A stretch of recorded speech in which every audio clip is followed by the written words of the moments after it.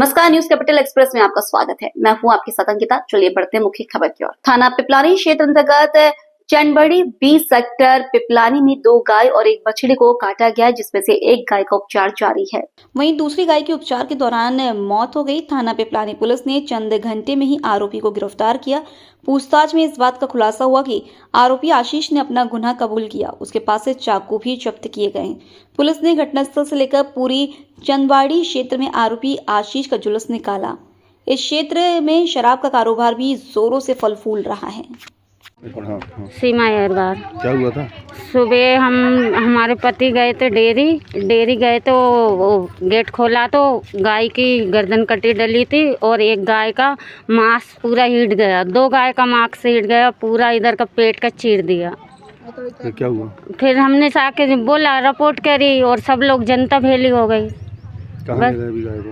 अभी गाय को उधर ले गए। कहाँ ले गए? जहांगीराबाद। किसी को पकड़ा? किसी को शक है क्या? नहीं, अभी तो हमें किसी से शक नहीं है। पुलिस आई थी? पुलिस आई थी। सर, सुबह एक मामला आया जिसमें बता रहे नशे में धुत एक युवक ने एक गाय को भी काटा और उसके बाद कुछ गांवों को घायल भी किया। थाना पिपलानी का एक चांदमारी झुग्गी क्षेत्र है, वहाँ का एक फरियादी है सुरेंद्र अहिरवार। उसके द्वारा यहाँ पर रिपोर्ट की गई है कि उसके बाड़े में कुछ गाय बछड़े बटते हैं, बंधे होते हैं और वो ताला लगा के चला जाता है। तो वहाँ पर जब उसने सुबह खोला तो ये देखा कि उसके जो गोवंश है उसके बछड़े और गाय घायल हैं, जो बाद में जिनमें से 2 की मृत्यु हो गई। इस वजह से थाना पिपलानी में गोवंश वध प्रतिषेध अधिनियम 2000 की धारा 4 एवं 9 के तहत और भारतीय न्याय संहिता की धारा है 325, 331(4), 196 1B के तहत मामला कायम किया गया है। और पुलिस ने पूरी त्वरित कार्रवाई करते हुए इस घटना को जिसने अंजाम दिया था, जिसने कि गोवंश को मारा था, जिसने गोवंश को घायल किया था, उसको पकड़ लिया है और उसका नाम है बंटी उर्फ आशीष अहिरवार।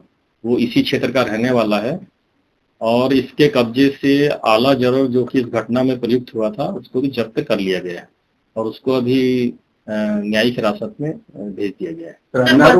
क्या है ये इसकी कोई वजह सामने नहीं आई है। ये बेवजह की घटना है। वो इसलिए कि ना ही दोनों के आपस में कोई रंजिश अभी स्थापित हुई है अभी की डेट में, अभी तक की विवेचना में, और ना ही ऐसा कोई कारण आया है जिससे कि किसी प्रकार से बदला लेने वाली बात सामने आई हो। परंतु हाँ, इतना जरूर है कि होली के इस त्योहार पर इस घटना से खलल पैदा हो सकता था, ये बात उसके दिमाग में हो सकती थी और इसीलिए हमने भारतीय न्याय संहिता की धारा 196 के तहत कार्रवाई हम कर रहे हैं और इस आरोपी के खिलाफ हम NSA के तहत भी कार्रवाई करेंगे। इससे पहले कोई आपराधिक रिकॉर्ड? इसके पहले के भी 4-5 प्रकरण हैं। वर्ष 2020 से इसके लगातार प्रकरण है मारपीट की और चोरी की। तो और इसके साथ कोई दूसरे अन्य आरोपी भी बताया गया? नहीं, अभी तो ये अकेला ही है, ऐसी कोई बात नहीं है। बाकी अभी और इसमें इन्वेस्टिगेशन जारी है। जो भी जैसी भी अगर कोई कॉन्स्पिरेसी है, कोई बात है, तो वैसी विवेचना हम करेंगे और ऐसे आरोपियों को पकड़ेंगे। विधानसभा में विपक्ष के तीखे तेवर, उप नेता हेमंत कटारे का बड़ा आरोप। मध्य प्रदेश विधानसभा में आज विपक्ष ने सरकार को घेरते हुए तीखे तेवर दिखाए। उप नेता प्रतिपक्ष हेमंत कटारे ने सरकार पर गंभीर आरोप लगाए। उनका कहना है कि सौरभ शर्मा की नियुक्ति फर्जी तरीके से हुई है। साथ ही उन्होंने यह सवाल उठाया कि गोल्ड और कैश आखिर किसका है, भूपेंद्र सिंह का या गोविंद सिंह का। हेमंत कटारे ने सरकार पर सीधा निशाना साधते हुए कहा कि भूपेंद्र सिंह ने खुद सबके सामने स्वीकार किया कि सौरभ शर्मा की नियुक्ति सही प्रक्रिया से नहीं हुई। विपक्ष का आरोप है कि इस मामले में कई गड़बड़ियां हैं और अभी और भी कई कागजात पेश किए जाएंगे। सरकार इस मुद्दे पर चुप क्यों है? हम और दस्तावेज पेश करेंगे जिससे सच्चाई जनता के सामने आएगी। कटारे ने कहा कि विपक्ष इस पूरे मामले को विधानसभा में गंभीरता से उठाएगा और बजट सत्र के दौरान सारगर्भित चर्चा करेगा। देखना यह होगा कि सरकार इन आरोपों का क्या जवाब देती है। होली की छुट्टियों के बाद आज सदन की कार्यवाही फिर से शुरू होगी।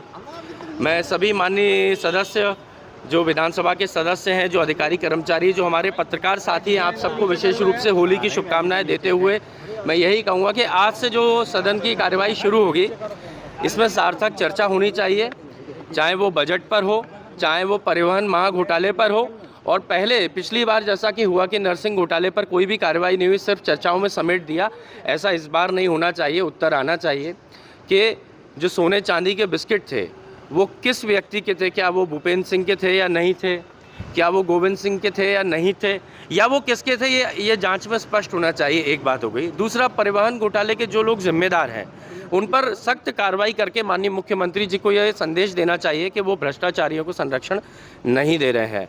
और साथ ही में जो अन्य विषय हैं, जनहित के विषय हैं, उन पर भी सार्थक चर्चा होनी चाहिए, उन पर भी निष्कर्ष होना चाहिए, क्योंकि एक एक दिन का बहुत भार आता है।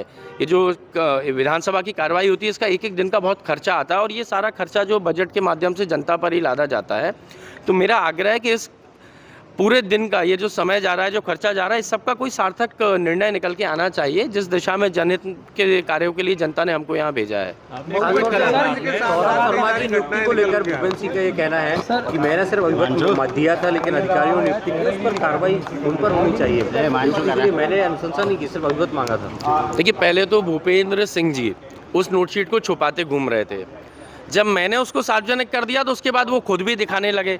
भाई, जब मैं दिखा चुका हूँ प्रदेश की जनता को, तो आप दोबारा उसी कागज़ क्यों दिखा रहे हो? पहले दिखाना होता तो हम मानते कि हाँ, आपने उस चीज़ को स्वीकार किया। पहले आप बोल रहे थे कोई नोटशीट नहीं है।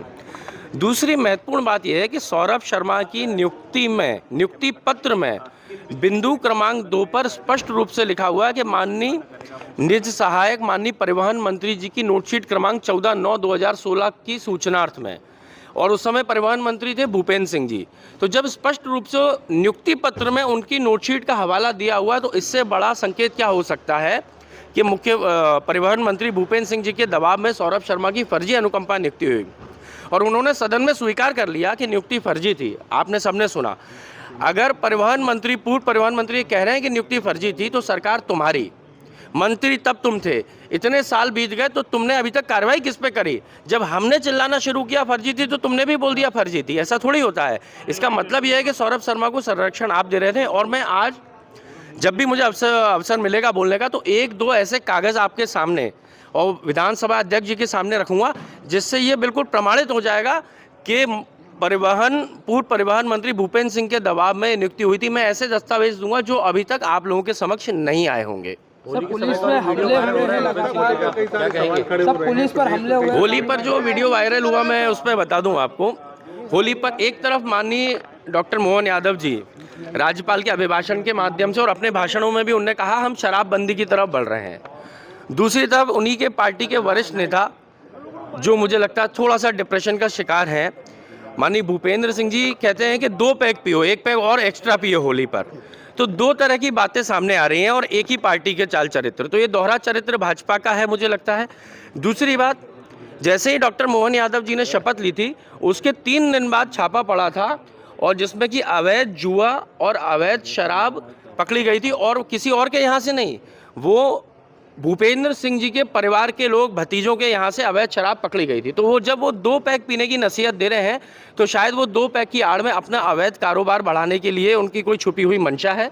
इसीलिए वो चाहते हैं कि शराब का कारोबार मध्य प्रदेश में बढ़े, और माननीय मुख्यमंत्री जी की मंशा के विपरीत जाकर के दे रहे हैं। तो इस पर तो एक बार आपको डॉक्टर मोहन यादव जी से पूछना चाहिए कि ये कैसी शराबबंदी है? आपके जो वरिष्ठ सदस्य हैं वो तो 2 पैक पीने की नसीहत दे रहे हैं। Sir, police